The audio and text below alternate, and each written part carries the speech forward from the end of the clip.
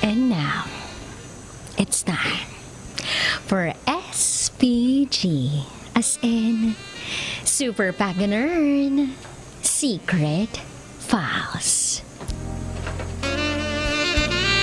Isinausaw niya ang makapangyarihang panty niya sa kape.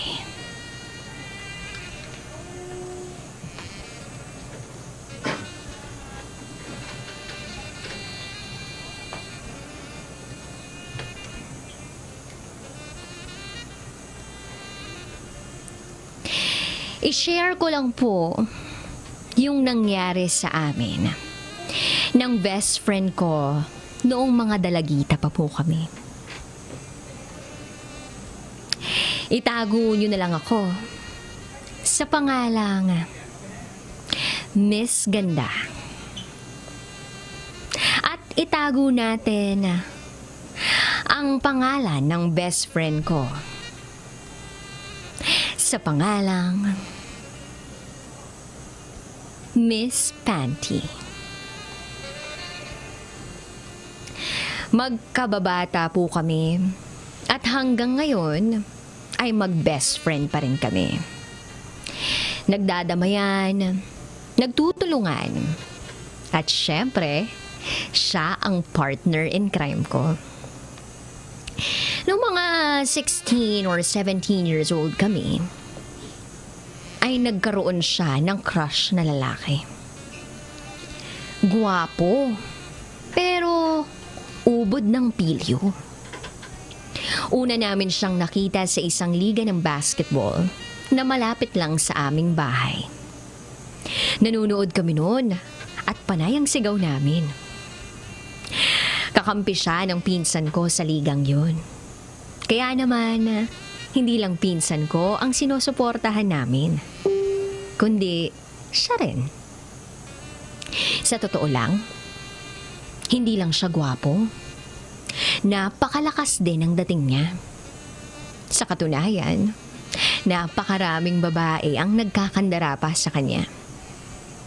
Kahit ako nga ay lihim na humahanga sa lalaking yun.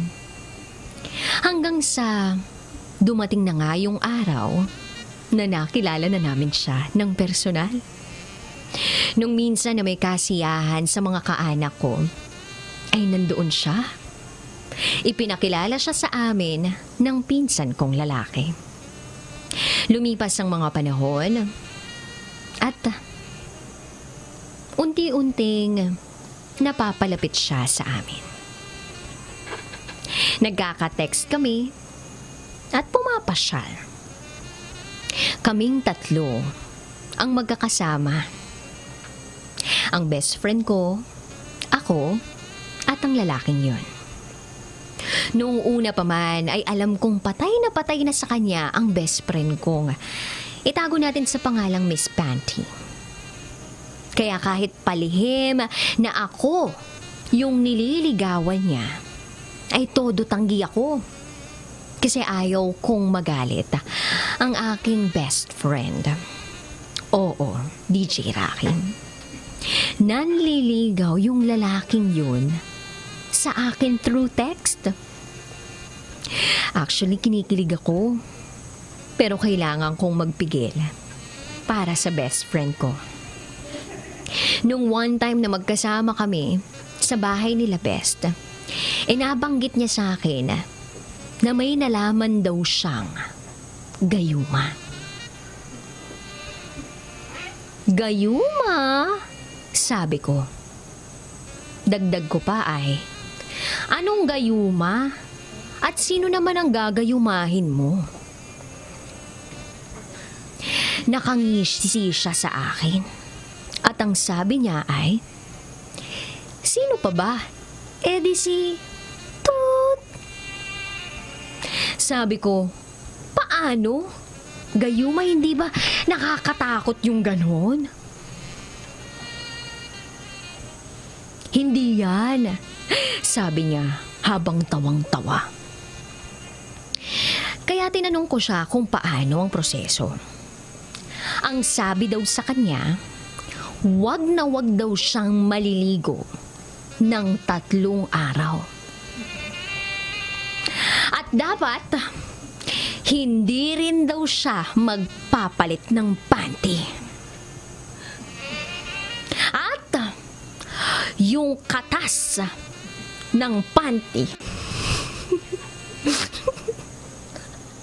ay kailangang ipainom sa Target. Napamura ako at napaghagalpak ng tawa. Sabi ko, sira ulo ka. Hindi mai-inlove yun. Mamamatay yun. Sira ulo. Pero ang sabi niya lang sa akin ay, wala namang masama, diba, kung susubukan ko? Hagalpakan kami ng tawa. At lumipas ng 3 araw. Di eto na nga. Araw ng linggo nun. Inaya namin yung lalaki na tumambay sa harap ng bahay nila Best para magmerienda. Sa totoo lang, kumakabog ang dibdib ko sa mga posibleng mangyari. As in, dug-dug-dug-dug-dug. Ganon ang kabog ng dibdib ko. Nasa labas na si lalaki at masayang kumakain ng tinapay. Nagpaalam ako saglit para pasukin sa loob ng bahay si Best. Pero nadatnan ko siyang tarantang-taranta. Sabi ko, ano na be? At ang sagot niya sa akin ay, teka lang, tinitimpla ko pa? Sabi ko, ano yan? Yan na ba yung galing sa panty mo? Ang itim naman yan. Pero, dali-dali niyang sinunggaba ng sinabi ko at sabing, hindi, kape yan. Tawa ako ng tawa, pero kinakabahan. Sabi ko sa kanya, kala ko, papainumin mo na ng tubig kanal eh.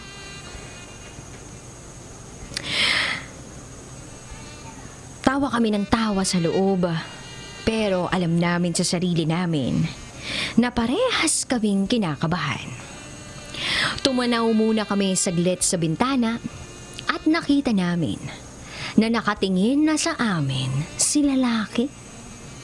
Nakangiti siya, ngumiti din kami. Maya-maya pa ay nagulat na ako sa mga sumunod na eksena. Hinuhubad na ni Best yung panty niya.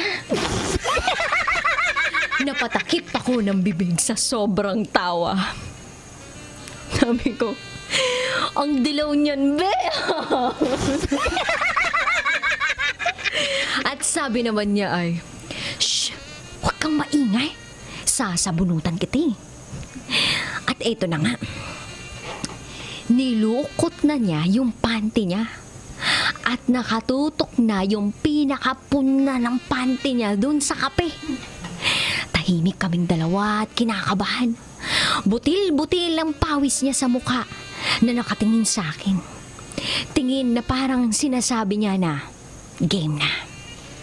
Napasabi na lang ako ng, isaw-saw mo na, be.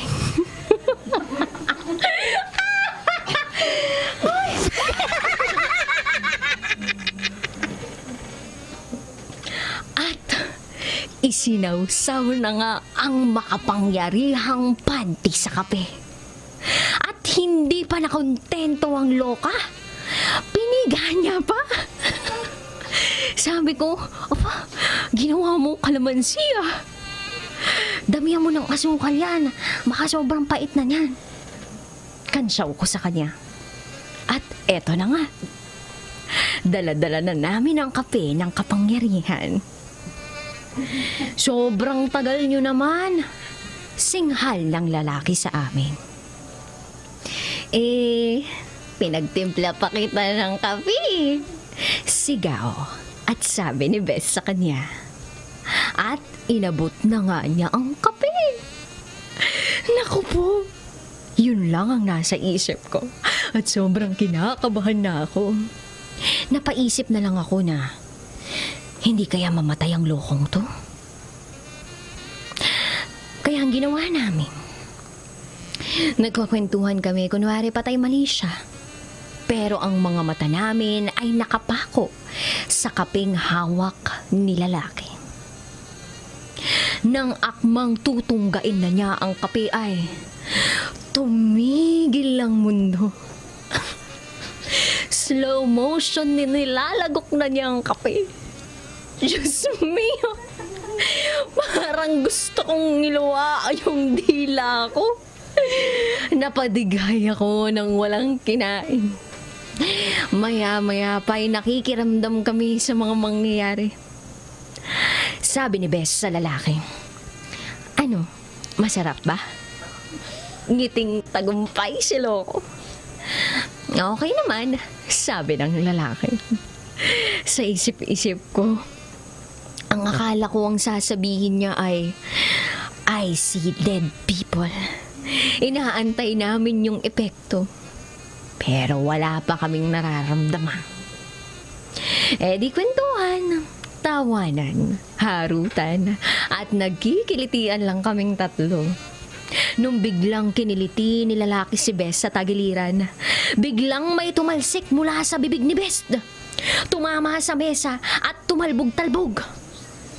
Putik! Yung pustiso ni Bes! Mabilis niyang dinampot ang pustiso at nagtatakbo papasok sa bahay nila. Hagalpak ng tawa yung Loko at halos maihi naman ako sa kakatawa. Pero kailangan kong pigilan. Agad kong sinundan si Bes para damayan siya. Ayun nga, iniiyak niya yung nangyari sa kanya.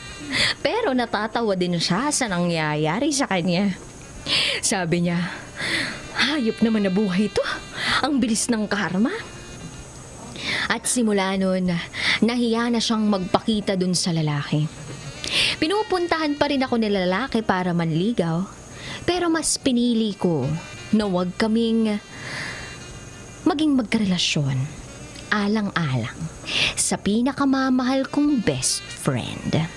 Alam ko kasing nasaktan siya ng todo sa nangyari at ayoko nang madagdagan pa yon. At kapag naaalala namin ang aming kapilyahan noon, ay sobrang natatawa na lang kami. Lumipas ang mga panahon. Ngayon, may pamilya na si best friend. At ako naman ay masaya sa mapagmahal kong nobyo. Maraming salamat po at sana ay napangiti namin kayo. This is me, Miss Ganda, at ito ang aming SPG Secret Pal ni Miss Panty o Miss P para din Miss Postizo.